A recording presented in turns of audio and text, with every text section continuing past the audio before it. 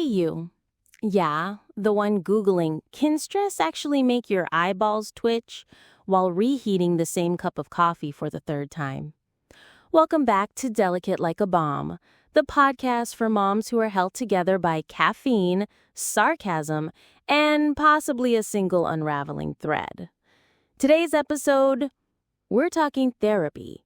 Not just my therapy, not just my kids' therapy, but the whole web of therapeutic entanglements that now defines my calendar, my budget, and my mental bandwidth.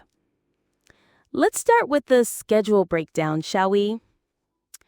My toddler gets 4 in-home therapies a week. That's physical, occupational, developmental, and feeding therapy. Yes, feeding, because the universe said, let's spice up basic survival. These aren't 15-minute check-ins. No, these are hour-long appointments that require me to be emotionally available, professionally presentable, and casually knowledgeable about neurodevelopmental milestones while wiping applesauce off the ceiling. And then there's me. Surprise! I also have a therapist. Because you can't pour from an empty cup, especially when your cup is cracked, chipped, and someone else's emotional juice box is always draining it. Here's what they don't tell you. When you're the parent of a kid in constant therapy, you start wondering if you should be certified as a therapist by proxy. I know the lingo. I know the red flags. I can track progress better than a sports analyst during March Madness. But at the same time, I forget what day it is. I cry during Publix commercials, and I have definitely referred to my own emotional state as slightly feral. Sometimes I'm not sure who's getting more support, my child or the ever-growing pile of specialists. Meanwhile, I'm over here wondering if it's okay to eat graham crackers for dinner and if I remember to brush my teeth this week. Also, can someone tell me why I feel guilty for being tired from doing everything?